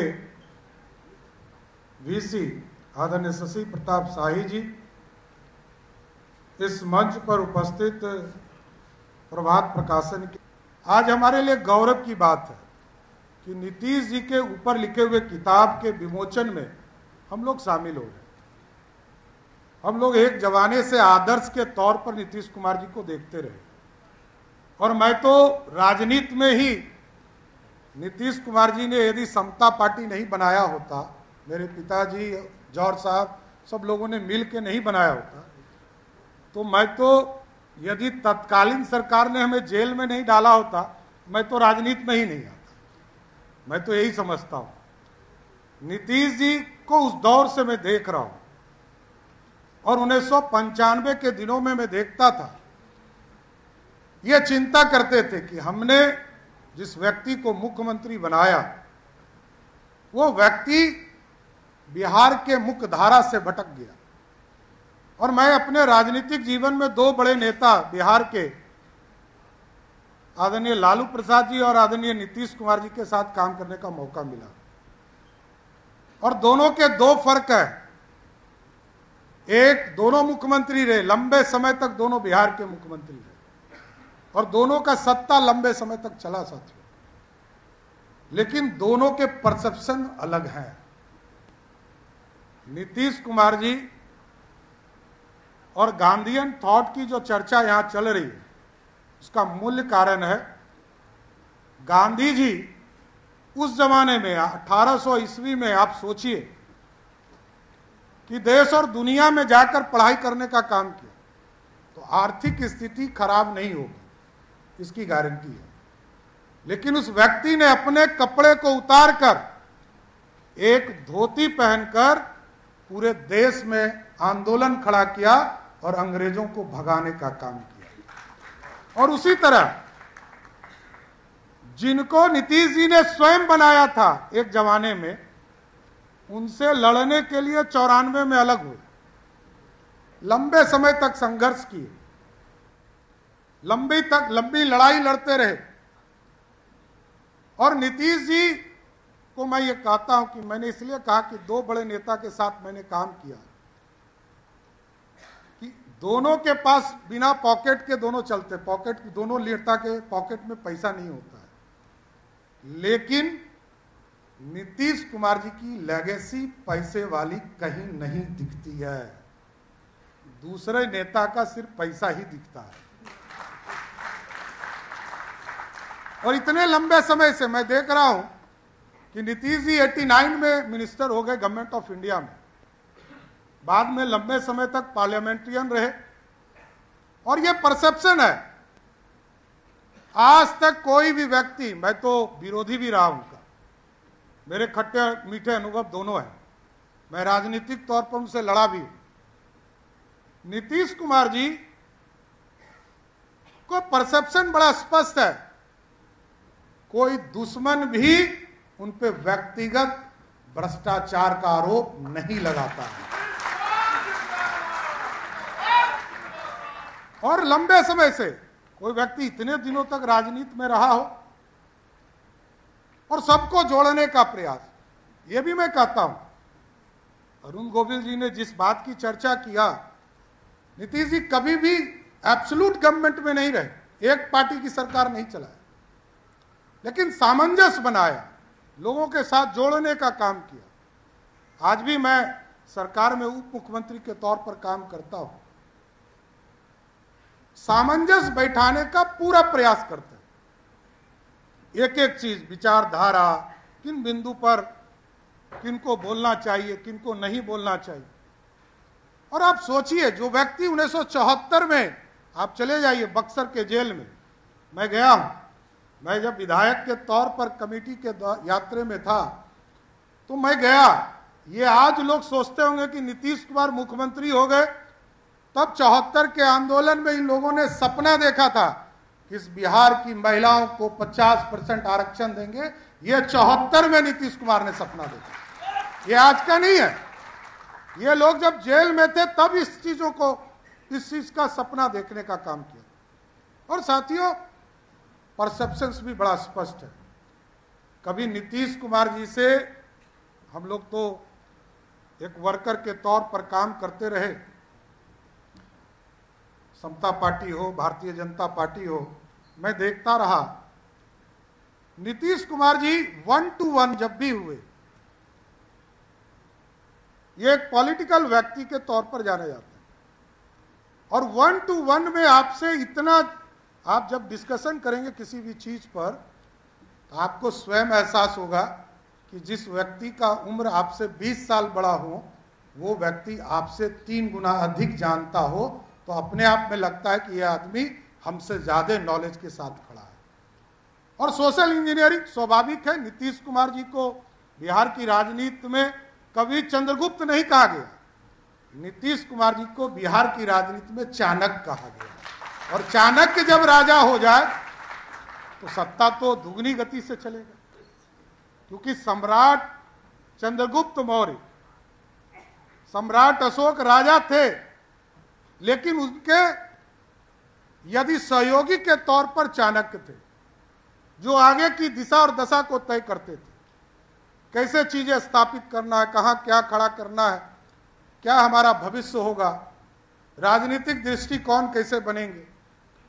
लेकिन नीतीश कुमार जी, और मैं प्रधानमंत्री जी को भी मैं देखता हूं, नरेंद्र मोदी जी को, मैं जब स्वयं मिलता हूं तो मैं ये समझता हूं कि लोगों के पास इतना समय कहां से हो सकता है।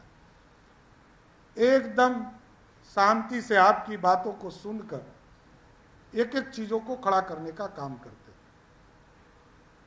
और लगातार जो पॉलिसीज बनते हैं, मैंने 2 व्यक्ति का नाम बड़ा चर्चा किया, मैं फिर कहता हूं कि 2 व्यक्ति में जब आप चर्चा करेंगे तो एक व्यक्ति सिर्फ मैं करूंगे, मैं या मेरा परिवार, लेकिन नीतीश कुमार जी कहेंगे मैं और मेरी पॉलिसी, इसको बिहार में स्थापित करूं। बिहार में पॉलिसीज बनाए हुए, चाहे वो महिला आरक्षण बिल हो, चाहे वो रिजर्वेशन का फॉर्मूला हो।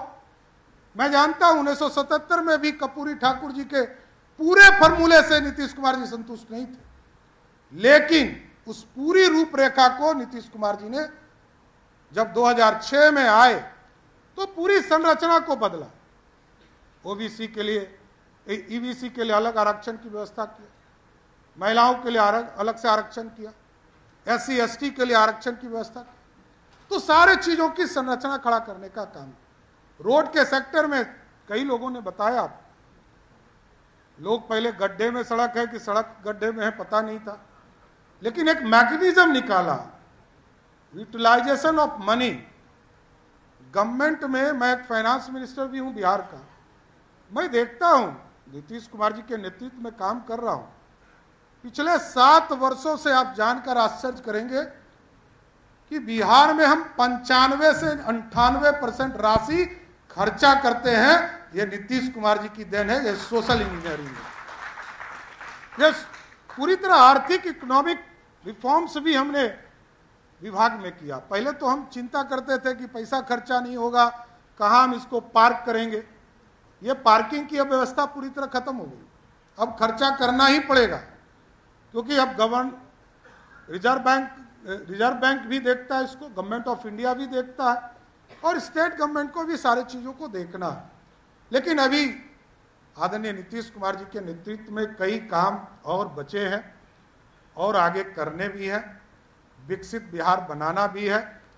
और अभी रिफॉर्म्स में कई चीज़ें हम लोगों ने लाया, और जिस दिन बजट आ रहा था तो मेरे को एक एक घंटा पे वो पूछते थे कि अभी क्या क्या आएगा, जल्दी जल्दी बताइए, क्योंकि उनको जिज्ञासा था इस उम्र में भी बिहार के विकास के लिए प्रतिबद्ध कोई नेता है तो उसका नाम नीतीश कुमार है साहब। इसलिए मैं धन्यवाद देना चाहता हूं अपने साथी मित्र, और लंबे समय से हम दोनों भाई सरकार में भी साथ काम किए, और दोनों दूसरे जनरेशन के पॉलिटिशियंस भी हैं। हम दोनों चाहते हैं कि नीतीश कुमार जी पूरी तरह स्वस्थ रहें, बिहार और विकसित हो। अभी बहुत से काम करने बाकी है। जो उदित जी ने कहा, अभी तो आपके इलाके में हाई लेवल लैम्प जो नीतीश कुमार जी का सपना है, अभी कुछ इंफ्रास्ट्रक्चर पर हम लोगों ने काम शुरू किया है। कई एयरपोर्ट्स हमें बनाने हैं, कई हाईवेज बनाने हैं, कई आईटी सेक्टर्स को खड़ा करना है। अभी फॉक्सकॉन के साथ हम लोग बैठक कर रहे थे, तो बिहार कैसे बढ़ रहा है उसको भी हम लोगों ने बताने का काम किया है। लेकिन आज डॉक्टर अशोक चौधरी जी और श्रीमती सांभवी चौधरी बिटिया को विशेष तौर पर बधाई देते हुए कि आपने किताब लिखा नीतीश जी जैसे महापुरुष पर, हम आपको फिर से बधाई देते हैं और धन्यवाद भी देते हैं कि बिहार में जो उन्होंने बदलाव लाया, उस बदलाव को किताब के माध्यम से नई पीढ़ी को बताने का काम कर रहे हैं। बहुत बहुत धन्यवाद। भाइयों और बहनों, पत्रकार मित्रों, इस हॉल का भी एक संयोग है। 8 दिन में 2 पुस्तक का विमोचन हो गया। अभी 11 तारीख को मेरे पुस्तक का विमोचन हुआ है, और मेरी पुस्तक भी छपी है प्रभाते प्रकाशन में। धन्यवाद आपको। आज दूसरी पुस्तक का विमोचन हो रहा है। शायद इस हॉल में 2 ही सार्वजनिक कार्यक्रम हुए हैं, और दोनों कार्यक्रम में पुस्तक विमोचन का ही कार्यक्रम हुआ है। मित्रों, नीतीश जी के बारे में कितना कहा जाए। मुझे लगता है कि मंच पर जितने लोग बैठे हैं, सबसे अधिक इनसे संबंध मेरा है। 1996 में पहली बार भाजपा के साथ उनका समझौता हुआ था चुनाव में। मैं उसमें भारतीय जनता पार्टी का प्रदेश का महामंत्री था, और बाद के 2 साल बाद 98 में तो भाजपा का प्रदेश का अध्यक्ष ही हो गया। तो आप सोच सकते हैं कि मिलकर लगातार चुनाव लड़ते रहे, चाहे वो 96 चुनाव हो, 98 चुनाव हो, 99 चुनाव हो, 2000 चुनाव हो। और 2000 में जब झारखंड बिहार का बंटवारा हो गया, तो जो एनडीए बिहार में था, पहले एनडीए के संयोजक सरजू राय जी थे। इन झारखंड के बंटवारे के बाद झारखंड चले गए, तो एनडीए का संयोजक मैं हो गया।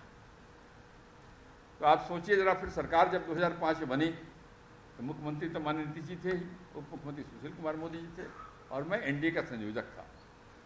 तो कितने गहरे संबंध थे, इसका अंदाज आप कर सकते हैं। और जब इतना लंबा संबंध हो, लगभग 12-13 साल मंत्री रहा उनके साथ। वैसे नेता विरोधी दल भी रहा, ऐसा कि नहीं रहा, नेता विरोधी दल भी रहा, लेकिन इतने लंबे समय तक साथ रहते हुए कितनी यादें होगी, इसका आप अंदाज कर सकते हैं। मैं केवल, क्योंकि समय बहुत हुआ है, आप बहुत देर से बैठे हैं, मैं केवल 2-3 घटनाओं का उदाहरण देकर के अपनी बात समाप्त करूंगा। नीतीश जी के अलग अलग पहलुओं की चर्चा मेरे पहले के वक्ताओं ने की, मैं सबको दोहराना नहीं चाहता, लेकिन मैं एक बात जो कहना चाहता हूँ, ये परिवर्तन ऐसा नहीं होता है जो 2005 के पहले का बिहार जिसके बारे में चर्चा हुई है, 2005 के बाद का बिहार कैसे परिवर्तन आता है। मैं 1-2-3 उदाहरण अपने विभाग का देना चाहता हूँ। जब 5 में पहली बार एनडीए की सरकार बिहार में बनी, तो मैं सड़क मंत्री बन गया, पथ निर्माण मंत्री बन गया, पर्यटन विभाग मेरे पास था उस समय। तो जब हम लोगों ने सड़कों के बारे में विचार किया क्या करना है,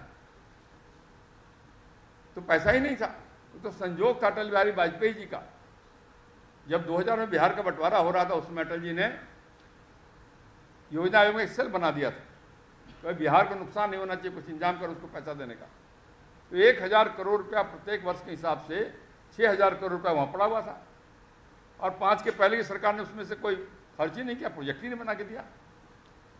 तो उस 6000 करोड़ में पहला बंटवारा हुआ, 2000 करोड़ रुपया सड़क, 2000 करोड़ रुपया सिंचाई, 2000 करोड़ रुपया बिजली, उससे काम प्रारंभ किया। लेकिन कई प्रकार के जो नियम कानून थे पथ निर्माण विभाग के, वो काम करने से रोकते थे। मैं गया नीतीश जी के पास, मैंने कहा देखिए ये कठिनाई आ रही है, क्या करें? तो बोले नंदकिशोर जी हम लोगों ने क्या लक्ष्य तय किया? हमने कहा बिहार का विकास। तो उन्होंने जो शब्द कहा मैं उसको आपको बताना चाहता हूँ। उन्होंने कहा कि नंदकिशोर जी जो लक्ष्य तय किया हम लोगों ने बिहार के विकास का, उस लक्ष्य को प्राप्त करने में जो कानून बाधा उत्पन्न करे उस कानून को बदल दीजिए, यही मेरा सुझाव आपको। वैसे विकास होता है। और आप जो भाई कह रहे हैं सुपौल पहुंचने की बात, अधिकांश श्रेय मुझे है उस विभाग का मंत्री रहने के कारण। जितना फ्लाईओवर अब पटना में देख रहे हैं उसका भी श्रेय मेरे ही कर्म से बना है, तो मुझे ही श्रेय मिल गया उनके नेतृत्व में काम करते करते। तब कायाकल्प हुआ सड़कों का। और एक बार मैं उनके साथ हवाई जहाज से जा रहा था कहीं कार्यक्रम में, शुरू की बात कर रहा हूँ, 5-6 की बात कर रहा हूँ, तो बहुत सा देखा मैंने नदी नालों के ऊपर बांस का चचरी लगा के लोग पार करते थे। नीतीश ने कहा नंदकिशोर जी देख रहे हैं ये, और उसमें एक पुल निर्माण निगम पहले से यहाँ काम करता था बिहार में, लेकिन पूर्ववर्ती सरकार ने उसको बंद करने का तय किया था। नीतीश ने कहा नंदकिशोर जी ये ठीक नहीं लगता, कुछ होना चाहिए। और आपकी जानकारी के लिए उसके बाद मुख्यमंत्री सेतु निर्माण योजना की कल्पना की गई, और यह तय किया गया कि जितने चचरी के पुल हैं उनके सारे स्थानों पर हम पक्का पुल बनाने का काम करेंगे। और 5000 से ज्यादा पुल पुलिया के निर्माण का काम हम लोगों ने किया। तब परिवर्तन आता है। अस्पताल की चर्चा कर रहे थे मेरे मित्र, क्या था? कोई जाता ही नहीं था, डॉक्टर बैठते नहीं थे। अरे पुर्जा लिखने के लिए कागज का टुकड़ा नहीं होता था। दवा की तो बात छोड़िए, शुरुआत कहां से किया उन्होंने? कहा मैं स्वास्थ्य मंत्री भी था 2.5 साल, मेरे पहले चंद्रमोहन राय जी मंत्री थे स्वास्थ्य विभाग के। उन्होंने तय किया कि भाई पहले अस्पताल का माहौल तो बनाइए, तब तो कुछ होगा इलाज। और तब सबसे पहले यह तय किया गया कि साहब अस्पताल में साफ सफाई हो, अस्पताल में रोशनी हो, कम से कम बल्ब तो जले। और तब आउटसोर्स करके अस्पतालों की अवस्था को सुधारी गई। और यह तय किया गया क्योंकि सरकारी अस्पताल में जाने वाले अधिकांश गरीब लोग हैं, इसलिए वहाँ कैसे दवाइयाँ उनको फ्री में मिले, इसकी व्यवस्था बिहार में प्रारंभ हुई। और 100 से अधिक दवाइयाँ फ्री ऑफ कॉस्ट लोगों को कैसे मिले, इसका काम प्रारंभ हुआ। सब लोग जाने लगे। एक एक बात का विचार करिए ना। चर्चा कर रहे थे अशोक जी, ड्रॉप आउट था विद्यालय में, बच्चे हम पढ़ने नहीं जा पाते थे, बीच में ड्रॉप कर जाते थे। और फिर उसमें से सोचा गया कैसे ठीक हो सकता है। और तब उसमें से रास्ता निकल के आया कि साहब गरीब घर के बच्चियों के पास तो पूरे कपड़े नहीं होते, उसके कारण ड्रॉप आउट हो जाता है। उनको ड्रेस देने की सुविधा शुरू करो। +2 स्कूल दूर दूर है, साइकिल देने की व्यवस्था शुरू करो। एक एक चीज, और इतनी बारीकी से चीजों का विचार करते थे, ये अपने आप में बड़ा अद्भुत है। छोटी से छोटी बात क्या क्या समस्या आ सकती है इस योजना को क्रियान्वित करने में, उसके पहले उसका निदान कैसे हो जाए, इन सब बातों का विचार करने का काम नीतीश कुमार जी अपने निर्णय करने के समय करते थे।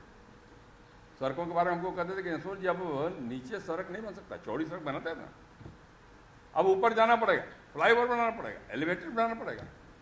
ये आप जो देख रहे हैं गंगा पथ और अटल पथ, दोनों बनाना आसान नहीं था भाई, आसान नहीं था।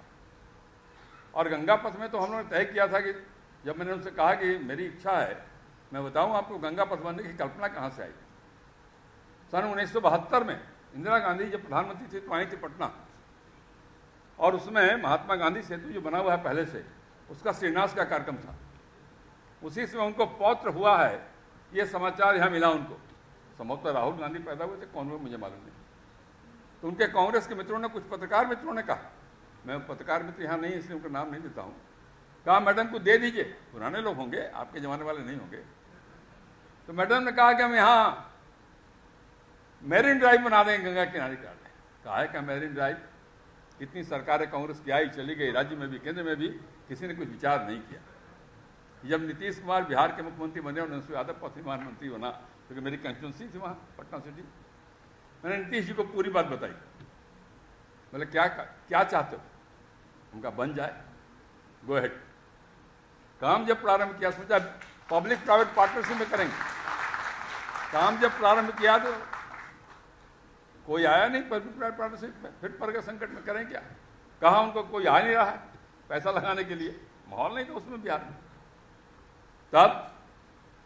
तब निकला रास्ता कि साहब हुडको से 2000 रुपये लोन लिया जाए। लोन लिया, फिर घट रहा था तो कहा चिंता मत करो, जितना घटेगा सरकार उसकी व्यवस्था करेगी, लेकिन बनाओ जरूर इसको।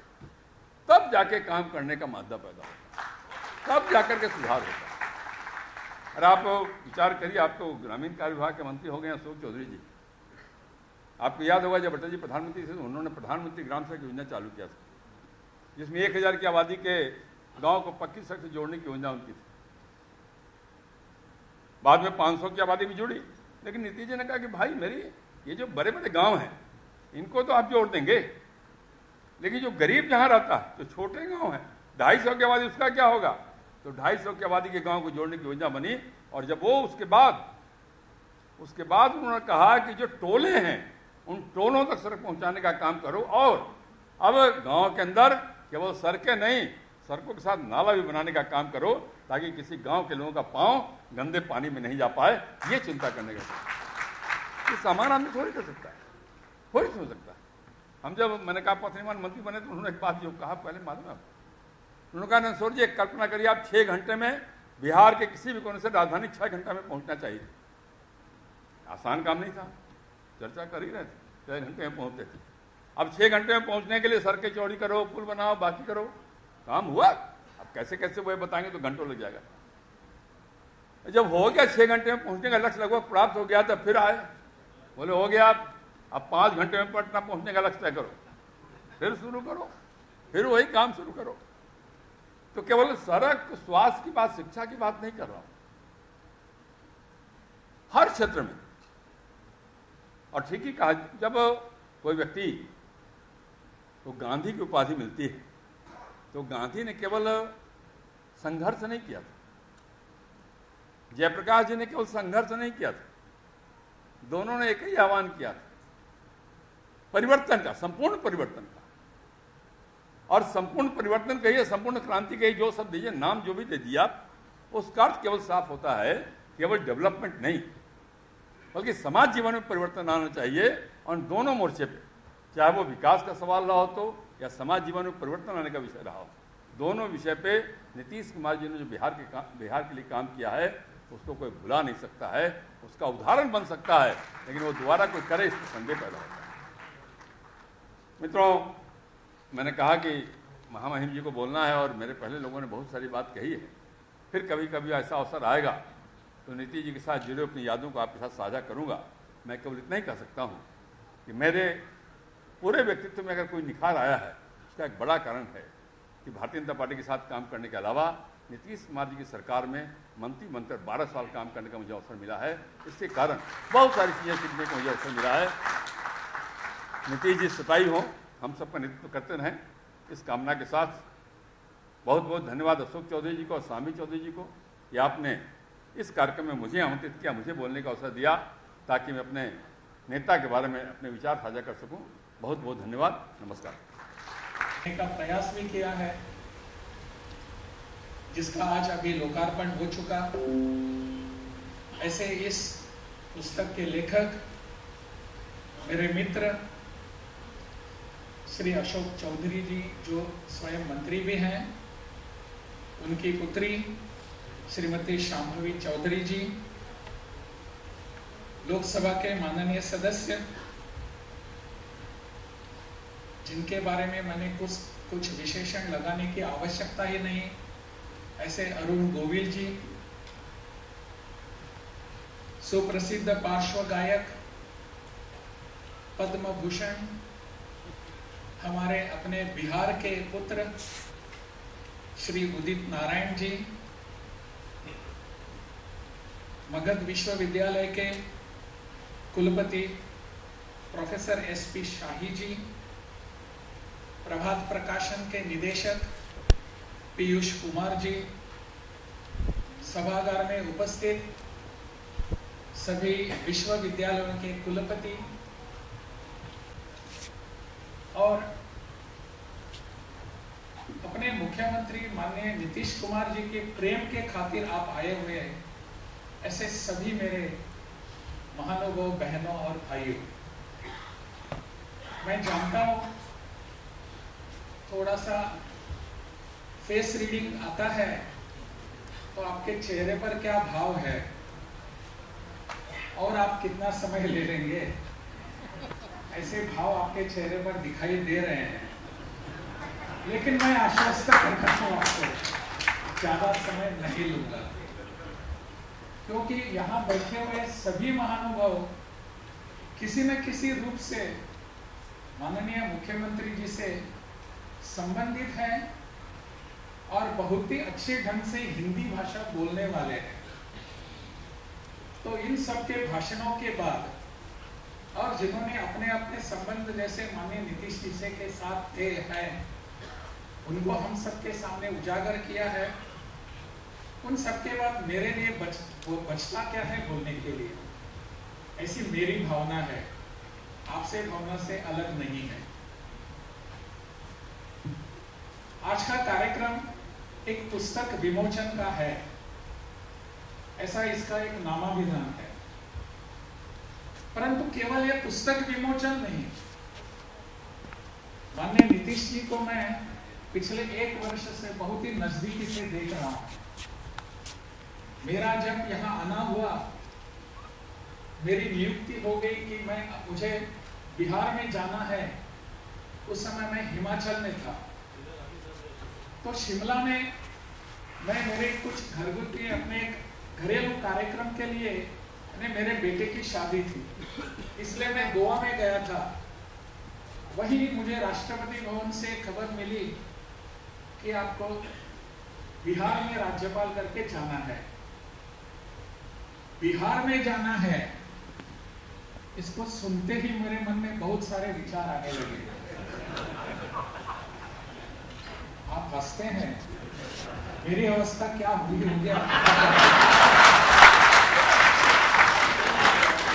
और वहां मुख्यमंत्री नीतीश जी हैं, दोनों के बारे में मैंने सुना था कि ठीक है अभी जाना तो है ही। तो मैंने मेरा यहाँ आने का कार्यक्रम बनाया और जैसे ही मैंने कार्यक्रम बनाया कि मैंने कहा कि मैं फलाना तारीख को आ रहा हूं, तो मुझे माननीय मुख्यमंत्री जी से वापस मैसेज आ गया, अब एक दिन और दूसरे दिन आ जाइए, उस दिन मत आइए। तो मैंने सोचा क्या भैया ऐसे क्या बात है। उनकी उस समय एक यात्रा चल रही थी और उस यात्रा में वो सम्मिलित थे। उन्होंने मुझसे फोन पर बात की और मुझे उन्होंने सूचना की कि ठीक है आप एक दिन के लिए आप बढ़ाइए। मैंने कहा ठीक है आपकी जैसी इच्छा। मेरा पहला ही अनुभव ऐसा था, तो मुझे पता नहीं आने वाले समय में क्या होगा। तो दूसरे दिन आ गया, शपथ विधि वगैरह सब कुछ हो गया, शपथ ग्रहण। और मुझे आपको मैं बताते हुए बहुत ही खुशी हो रही है, बिहार के बारे में मेरी जो संभावनाएं विचार था, मेरे मन में कुछ जो एक आ रहा था वो, और अपने यहाँ के मुख्यमंत्री के बारे में भी जो मैंने सुना था, पढ़ा था, इन दोनों भ्रमों को मैं दूर करने में सफल था। बिहार के बारे में एक परसेप्शन है, वैसे ही मुख्यमंत्री के बारे में भी था कि मुख्यमंत्री है वो समाजवादी नेता है, जयप्रकाश नारायण जी के साथ उनका आंदोलन था वगैरह। वैसे तो उस समय के आंदोलन में मैं भी जेल में था गोवा में, परंतु यहाँ आने के बाद देखा कि इतने बड़े बुजुर्ग नेता हैं, इनके सामने मैं कैसे टिक पाऊंगा। परंतु जैसे ही उन्होंने, नीतीश जी ने मेरा स्वागत हवाई अड्डे पर किया, और बहुत ही अच्छे ढंग से स्वागत किया। मुझे लगा बात कुछ बनने वाली है, बनेगी बात। यहाँ आया, उसी दिन शाम को शपथ ग्रहण हो गया और दूसरे दिन से हमारा मिलना जुलना हो गया। नीतीश जी का स्वभाव एक है कि वो सामने वाले व्यक्ति को आश्वस्त करते हैं, आप चिंता मत करिए, मैं हूं आपके साथ। पिछले 1 वर्ष के लिए मेरी यही पूंजी है कि नीतीश जी ने मुझे जो आश्वस्त किया कि आप यहां आइए, डरिए मत, मैं हूं आपके साथ। और इसके अनेक सारे उदाहरण आने वाले समय में मुझे मिलने वाले थे, बहुत सारे उदाहरण मिलने वाले थे। और इन सब का मैंने जैसे जैसे आपको बताऊंगा, सभी बताने का अभी समय तो है नहीं, परंतु मैंने यहाँ आने के बाद जैसे बताया गया कि मैं कुलाधिपति हूँ यहाँ के विश्वविद्यालयों का, तो विश्वविद्यालय में यहाँ काम, इसके बारे में पढ़ा सुना, बहुत कुछ तो था ही, बहुत बड़ी बातें मैंने सुनी थी, परंतु इसको कुछ करने की आवश्यकता है। मुख्यमंत्री जी ने पहले ही बैठक में, उनकी और मेरी जो बैठक हुई, 1-to-1 जो मिलना हुआ, उसमें उस बैठक में उन्होंने मुझे आश्वस्त किया कि मैं जानता हूं आप राष्ट्रीय शिक्षा नीति को यहाँ लागू करने का सोच रहे हैं। मैंने यहाँ के अधिकारियों से के साथ मेरी बात हो गई थी, शिक्षा के अधिकारियों के। उन्होंने कहा कि मैं बाहर अभी कुछ नहीं बोलूंगा, परंतु आप जो कर रहे हैं बिहार के लिए बहुत ही आवश्यक है, कर लीजिए, मैं आपके साथ हूं। इसी के बलबूते मैंने आगे कदम बढ़ाए और बिहार की शिक्षा को कुछ करने का प्रयास कर दिया। इसमें मेरा योगदान बहुत बड़ा है ऐसा नहीं, लेकिन आपके पीछे कोई एक शक्ति या ताकत खड़ी रहती है, तब आपको आगे जाने में कोई समस्या नहीं आती, कोई दिक्कत नहीं आती। ऐसे नीतीश जी हैं, और नीतीश जी ने मुझे बहुत बार ऐसे अनेक आश्वासन दिए और करके दिखाए हैं। नीतीश जी का वर्णन यहाँ करते थे, मुझे लगता है शांभवी जी ने कहा विकास पुरुष है, और सही में ऐसे ही है वो। उनके अगर आप यहाँ काम देखेंगे तो कामों में उनकी लगन कैसी है, क्या सोचते हैं कामों के बारे में। जब पिछले कुछ दिनों में यहाँ के बहुत सारे पुल गिरने की यहाँ समाचार आ रहे थे, मुझे भी बहुत पीड़ा हो रही थी। मैंने माननीय मुख्यमंत्री जी से फोन पर बात की, मुख्यमंत्री जी ये क्या हो रहा है। उनको भी, वो भी बहुत दुखी थे, पीड़ित थे, ऐसा नहीं होना चाहिए था, लेकिन मुझे उन्होंने कहा कि आगे ऐसा नहीं होगा। मैं भी पीड़ित हूँ, आप चिंता मत कीजिए। मुझे उन्होंने ये बात कही कि मुझे बहुत अच्छा लग रहा है कि आप हमारे बिहार के बारे में सोच रहे हैं। मैंने कहा मैं आपके बिहार के बारे में नहीं सोच रहा हूँ, मैं मेरे बिहार के बारे में सोच रहा हूँ। मैं बिहारी हूँ, यहाँ आने के बाद मेरा और कुछ काम नहीं है, जो भी करना है वो बिहार के लिए करना है, और इसलिए मुख्यमंत्री मेरे साथ है तो और क्या चाहिए मुझे। मुख्यमंत्री स्वयं मेरे साथ है, और इसलिए विकास करने के लिए जो भी बातें सामने आती हैं, उनके सामने आती हैं, उनके टेबल पर आती हैं, बिना कोई हिचकिचाए हुए वो उसको सम्मत करके काम करने के लिए बता देते हैं। जब एक बार राजभवन में आना हुआ उनका, हम बैठे थे चाय पीते पीते, मैंने उनको एक बात कही। मैंने कहा कि राजभवन में यहाँ एक काम करने की आवश्यकता है। मुझे कहने चलिए हम जाएंगे, देखेंगे। हम आज जिसे हम राजेंद्र मंडप कहते हैं, जहाँ बहुत सारे लोगों की शपथ ग्रहण भी हुआ है, तो वहाँ मैंने कहा कि इसको डिमोलिश करके ठीक ढंग से परमानेंट राजेंद्र भवन बनाएंगे। मुझे लेकर, मेरा हाथ पकड़कर मुझे लेकर गए, वहीं के वही उन्होंने अपने डेवलपमेंट कमिश्नर और पीडब्ल्यूडी के जो चीफ इंजीनियर है, आर्किटेक्ट, उनको बुलाया। 5 मिनट में सभी लोग आ गए। राज्यपाल जो कहते हैं उसको तुरंत करने की आवश्यकता है, कर दिया उन्होंने, सबको काम को लगा दिया। मैंने कहा मुझे यहाँ राजभवन के लिए एक गेस्ट हाउस चाहिए, उसकी भी योजना बनाने को कह दिया।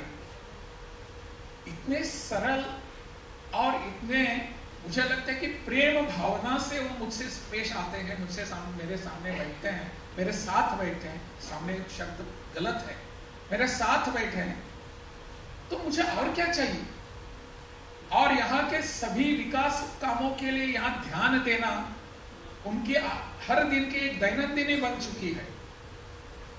मुझे तो उनका और एक गुण बहुत ही भाता है, विकास पुरुष तो है ही। वहां बैठे हुए उस स्थान पर सबको विकास के यहाँ ध्यान देने की आवश्यकता ही होती है। सभी मंत्रियों को साथ में लेना, उनको मार्गदर्शन करना, उनको सूचना देना, उनको ये उनसे करवा के लेना। परंतु इससे भी ऊपर नीतीश जी का एक स्वभाव है जिसका अनुभव आप सबने किया है। समझ में या ना समझ में यहाँ के अनेक वक्ताओं ने उसका उल्लेख भी किया है। नीतीश जी अजात शत्रु हैं, अजात शत्रु हैं। उनके लिए शत्रु कोई नहीं है, किसी भी पार्टी का होने दो। उनके विपक्ष में रहने वाले उनके साथ अच्छे संबंध, साथ में है उनके साथ भी अच्छे संबंध, सबको उनके कामों के लिए बात करना, उनके साथ काम कैसा करना है इसकी एक पूरी योजना बनाना, और वो काम विरोधी हो या विपक्ष के हो या साथी दो, उन सबका उसी ढंग से उसी लगन से काम करना। इसलिए वो अजात शत्रु हैं। मैंने यहाँ आने के बाद थोड़ी सी उथल-पुथल, राजनीतिक उथल-पुथल, सत्ता में परिवर्तन देखा। मैंने उनको जब देखा, कभी भी उन्होंने उस समय जो विरोधी थे जब मैं आया था उनके बारे में गलत शब्द कभी भी नहीं कहा। और फिर से जब वो सत्ता में दूसरे पक्षों के साथ आ गए तो उन्होंने जिनके साथ होते उनके बारे में भी कभी गलत शब्द नहीं कहा। इसको अजात शत्रु कहते हैं। और मैंने देखा, मैं जब आया था तो सम्राट वगैरह ये सब मेरे मित्र विरोधी दल में थे, विरोधी पक्ष में थे, लेकिन इनके बारे में उन्होंने कुछ नहीं कहा। और ये भी लोग जो थे वो नीतीश जी के बारे में कुछ भी ऐसी वैसी बातें कभी भी नहीं कहते थे। और आज जो विरोधी पक्ष में है, विपक्ष में है, वो भी नीतीश के बारे में कुछ कहता नहीं। कहते हैं सरकार के बारे में कहेंगे, उनके दल उनका जो है उसके बारे में कहेंगे, लेकिन नीतीश जी का नाम लेकर कभी भी नहीं कहेंगे। This is what he has earned in politics.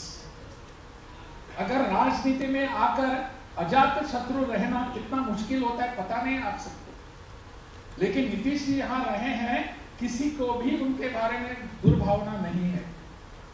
ऐसे नेता जब इस प्रदेश में हैं, अपने इस विकास के बारे में सोचना, बाकी के सब बातें बताई गई हैं, सामाजिक विचारों के बारे में, सामाजिक समरसता कैसी रहनी चाहिए, कहाँ क्या होना चाहिए, इन सब के बारे में वो तो विचार करते रहते हैं, बोलते रहते हैं। परंतु इस प्रदेश की सामान्य जनता, साधारण लोगों के लिए उनके मन में जो पीड़ा है, ऐसे नेता जब हमारे पास हैं तो हमको क्या कमी है। मुझे लगता है बिहार का यह सद्भाग्य है कि इतने वर्षों से नीतीश जैसे यहाँ एक मुख्यमंत्री रहे हैं जो किसी ने किसी के बारे में मन में कुछ अलग भाव नहीं रखा, विरोधी भाव कभी भी नहीं रखा। ऐसे लोग जब होते हैं तब जाकर यहाँ के प्रदेश का विकास होता है। और मैं कहता हूँ, शुरू से जो मैंने वाक्य कहा था वो वही उसको दोहराऊंगा कि मेरे यहाँ आने के बाद बिहार के बारे में जो भ्रम था वो टूट गया, और यहाँ के मुख्यमंत्री के बारे में था वो भी टूट गया।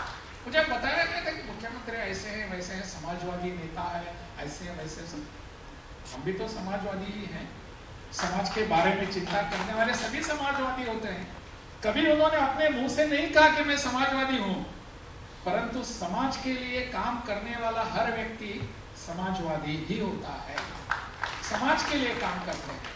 तो ऐसे नेता और ऐसे प्रदेश के अभी जनता, उन पर प्यार करने वाली जनता, उन्होंने मुझे कई बार उनकी जीविका का जो कार्यक्रम है उसके बारे में बताया, कृषि के बारे में कार्यक्रम के बताया, उन्होंने मुझे समझाया क्या होता है, वो दीदी कैसी है, क्या काम करती है वगैरह। और इतने अच्छे काम मुझे लगता है कि अपने प्रदेश के अनेक प्रदेशों में माननीय नीतीश जी से सीख लेने की आवश्यकता है।